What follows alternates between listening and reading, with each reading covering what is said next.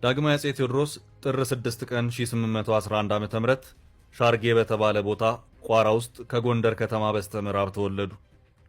በትውልድ ስማቸው ካሳ ኃይሉ ሲባሉ በፈረስ ስማቸው አባ ታጠቅ፣ በወታደራዊ ስማቸው መይሳው ካሳ ወይም አንድ ለእናቱ ተብሎ የሚታወቁ የ19ኛው ክፍለ ዘመን የኢትዮጵያ ንጉሠ ነገሥት ወታደርና ፖለቲከኛ ነበሩ።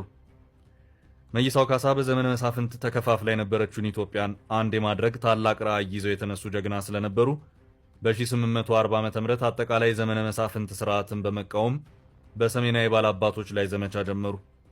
በጦርነቱ የገጠሟቸውን ባላባቶች ስላሸነፉ መጀመሪያ የራስ ማዕረግን በኋላም የንጉሥ ማዕረግን በአንድ ዓመት ውስጥ ተቀዳጁ። በየጊዜው በሚያደርጉት የተሳካ ዘመቻ የዘመኑን ባላባቶች ኃይል በመሰባበር የካቲት 3 ቀን 1847 ንጉሥ ካሳ ዳግማዊ አፄ ቴዎድሮስ ተብለው የኢትዮጵያ ንጉሠ ነገሥት ሆኑ። የዳግማዊ አፄ ቴዎድሮስ ንግስና የዘመነ መሳፍንት መቃብር በመሆን የዘመናዊ ኢትዮጵያን ታሪክ ሀ በማለት አስጀመረ። በዘመነ ንግስናቸው አፄ ቴዎድሮስ ሀገሪቱን የሚያሻሽሉ በርካታ ስርዓቶችን አስተዋውቀዋል። ከነዚህም ውስጥ ባርነትን የሚያግድ አዋጅ፣ የመጀመሪያው መንገድ ግንባታ፣ የስርዓተ ንዋይና የፖለቲካ ስርዓቱን በማዕከላዊ መንገድ ማዋቀር ላብነት ይጠቀሳሉ። በ1852 ዓ.ም ንጉሠ ነገሥቱ የኢትዮጵያ ኦርቶዶክስ ተዋሕዶ ቤተክርስቲያን ርስት የነበረውን መሬት ለገበሬዎች በማከፋፈላቸው ከሃይማኖት መሪዎች ጋር ተጣሉ። ይህን ተከትሎ በየቦታው አመጽ በሚነሳበት መካከል አውሮፓውያን ሚስዮኖችም ከእንግሊዝ መንግስት ጋር በተነሳሳ አለመግባባት ምክንያት በአፄው ታሰሩ። በመጋቢት ወር 1860 ዓ.ም ላይ እንግሊዝ መንግስት በሮበርት ናፒየር የሚመራ በጊዜው እጅግ ግዙፍ የተባለ ኃይልን አሰናድቶ አውሮፓውያን እስረኞችን ለማስፈታት ጦር ላከ። ሚያዝያ 5 ቀን 1860 ዓ.ም ይህ ጦር በመቅደላ ምሽግ ላይ በሚገኘው በአመጽ በተዳከመው የንጉሱ ጦር ላይ ጥቃት አደረሰ። አሟሟት የመጨረሻው የመቅደላ ግብግብ ሰኞ ሚያዝያ 6 ቀን 1860 ዓ.ም ወደ ማቆሙ ተቃረበ። የእንግሊዝ ጦር ሰራዊት ቴዎድሮስን አድኖ ለመያዝ በየአቅጣጫው መሯሯጥ ጀመረ።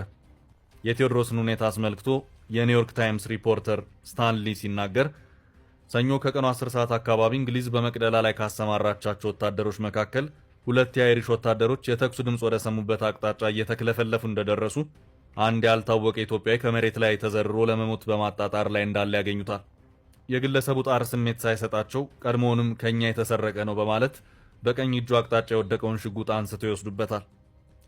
ያልበቃ ብሏቸው የጣቱን የወርቅ ቀለበትና የአንገቱን የወርቅ መስቀል ይዘርፉታል።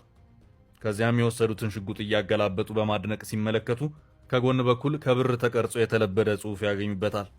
ጽሑፉም እንደ አውሮፓውያን አቆጣጠር 1854 ለአሽከሬ ለፕላውዲን የአቢሲኒያው ንጉሥ ቴዎድሮስ ላደረጉለት ቅንነት የተመላበት ደግነት ያለኝን አድናቆት ለመግለጽ ከታላቋ ብሪታንያ የአየርላንድ ንግሥት ቪክቶሪያ የተላከ ስጦታ የሚል ነበር።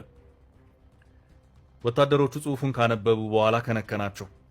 አንደኛው ወታደር ቴዎድሮስ ሲሆን እንዴ በማለት ነፍሱ ልትወጣ የተቃረበውን ግለሰብ ማስተዋል ጀመረ።